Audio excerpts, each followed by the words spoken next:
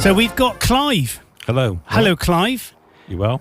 Yeah, I'm well. Living the dream, mate. It's Good. very nice today, and it's quite quiet today at Gloucester, and have you noticed that? Yes, it does appear to be rather quiet, but there's a few things happening there. Yeah, there is. It could be the slots. I don't know. Let's not mention the slots. No. So tell us about your interest in aviation, more of your love of aviation, how you got into it, and you've done something quite unique, haven't you? You've written a book. Yes, so I've written 2 books in my tenure. So I've always been interested from an early age, and it started off with probably the Starved Air shows. Oh, yeah, I remember them. 70s and 80s, yeah. And Concorde did a low approach, didn't it? Yes, it did. I was here when that did that. I was here as well. So, yeah. We may be next to each other. We may have done when we were little kids. Yeah, that's right, yeah. So as time progressed, I sort of found beer in other things. Beer's good. In sort of, yeah, it's fine. Yeah. Just keep it up. And sort of left the aviation for a small period.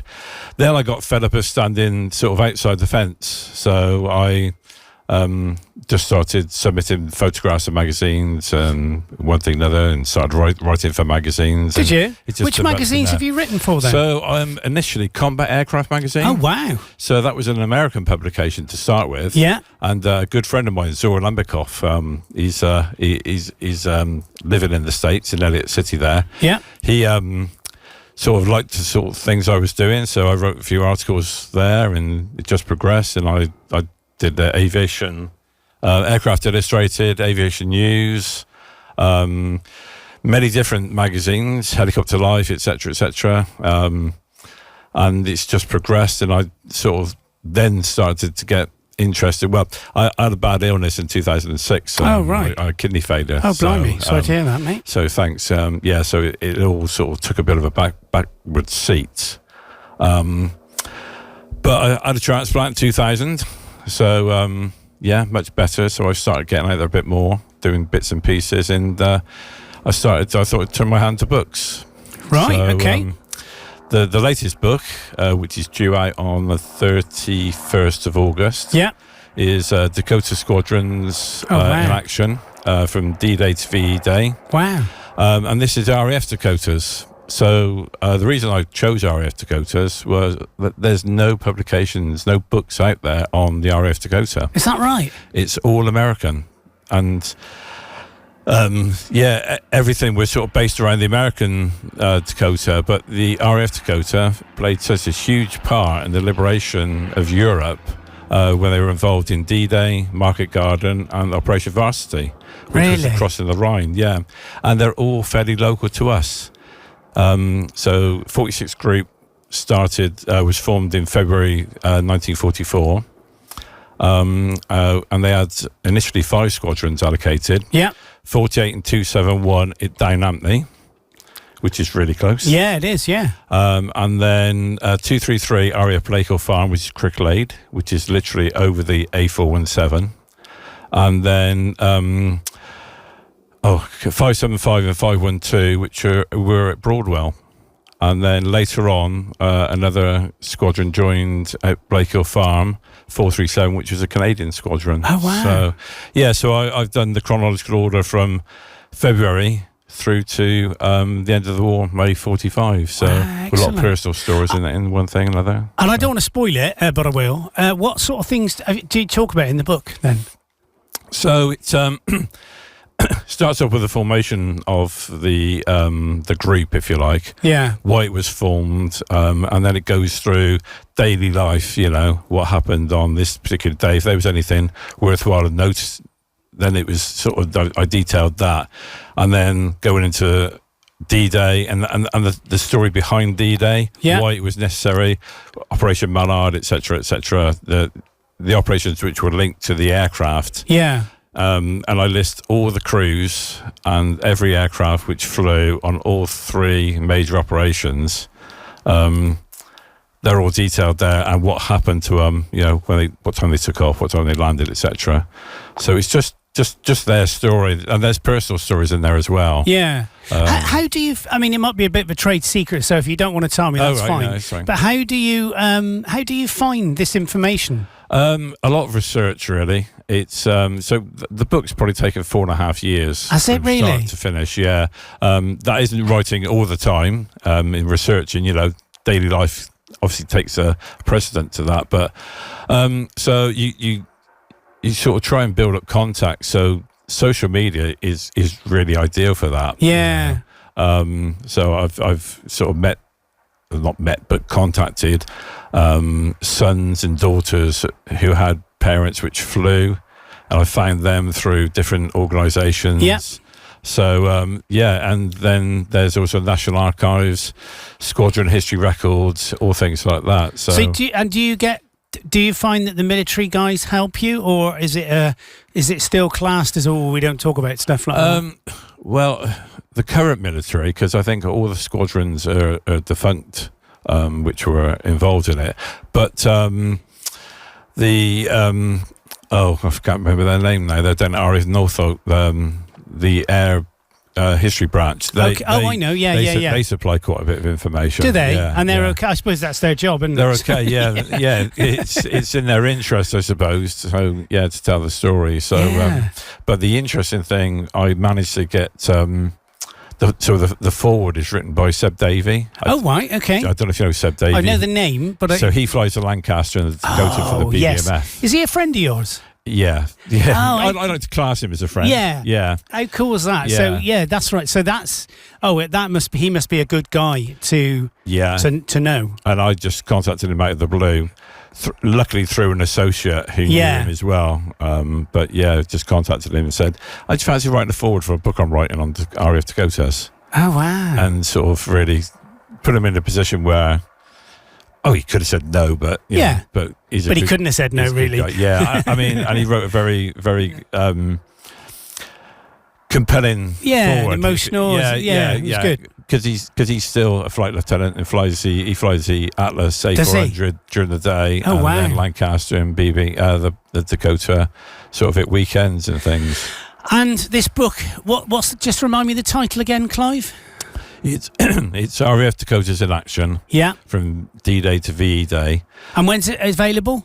Available the end of August. Okay. This year. Where can you buy it from? You can buy it from anywhere. So Peninsula are the publishers. Yeah. It's on Amazon. It's on Waterstones. You can get it in Waterstones? Yeah. Right. It's gone global, really. Has it really? Yeah. So that you can pre-order it now. Excellent. And I think if you do it direct on the Peninsula website, you save yourself a £5. Oh, right. Okay. Yeah, they've even discounted it before it's published. Look at that. So you've heard it on the Phobic Flyer YouTube channel, how to get Clive's book a little bit cheaper. Yeah, a little bit cheaper. So what are the books? You say you've written other books as well? I did a book with Amberley Publishing there in Stroud, and that was RAF Hercules in service. Yeah. The only trouble was it was 15,000 words maximum. I couldn't tell the story of the RAF Hercules in its utmost. Why do they put a maximum on the words? Well, yeah, I think they just like to get them in, send them out. Sausage machine. Yeah, pretty much a bit like that. Yeah. So there's a few more pages in the Dakota book. Yeah. So that's. And is this your last book, or have you got another one in you? I've got 3 or 4 different ideas I'd like to pursue. So can you share them, or is it secret?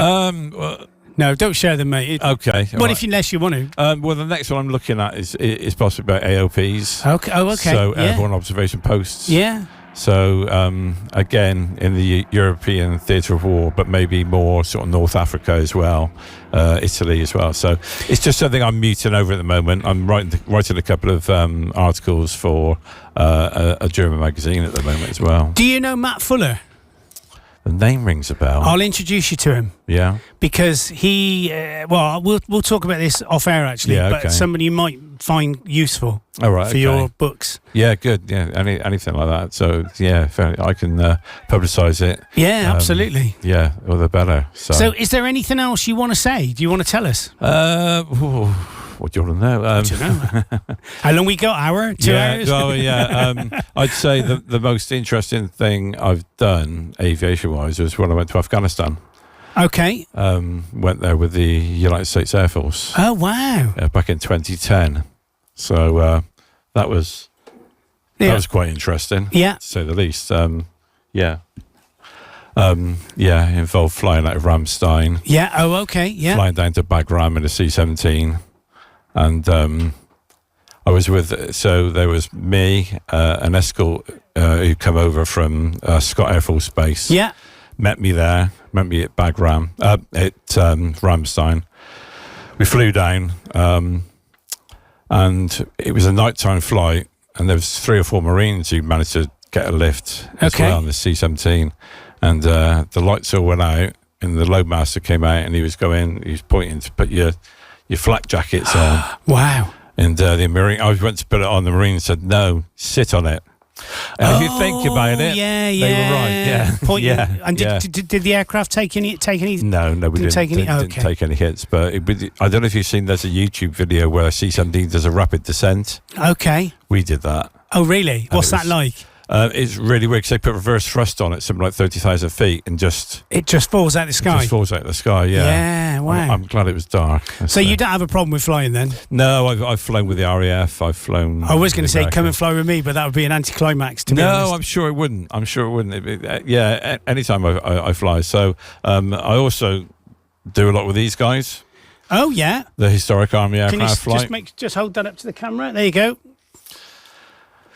So, okay, so who are they? Who are these guys? They're the HAF, so based at Middle Wallop. Yeah. And they're a group of, so all the airframes are civilian. Yeah. But we've got a DH2 Beaver. Yeah. They got a couple of Osters, got a Scout, got a, I'll say Bell 47. And they're all airworthy. Oh, yeah. wow, So, okay. And they go around to different events and shows, and we go in and talk about the aircraft in one thing and another. Oh, excellent. So that's something that I started last year. Managed to get a flight in the DH2 Beaver. How cool is that? So yeah, it's I've been really lucky with everything.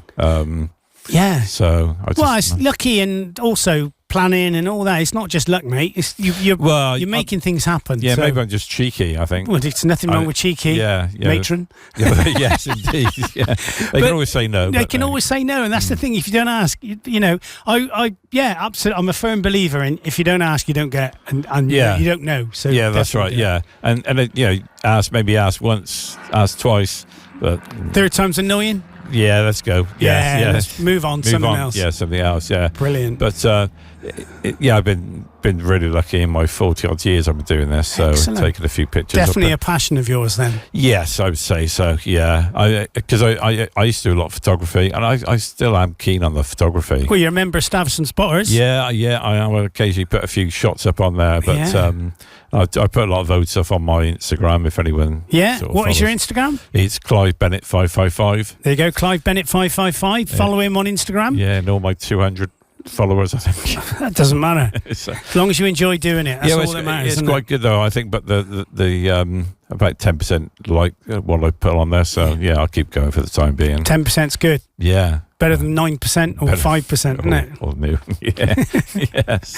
Excellent. Yeah. Well, we've been threatening to do this for a long time. Yes, we have. For whatever reason, it's not been convenient for either of us or whatever. But now it's been convenient. And when the book is launched, we'll get you to come back and bring a book. Yeah. We'll do that.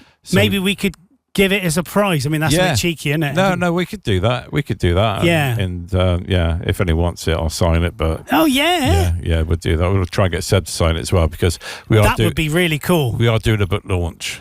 Oh, are you? Yeah, I don't know where yet. I don't know when, because he's obviously busy. Yeah.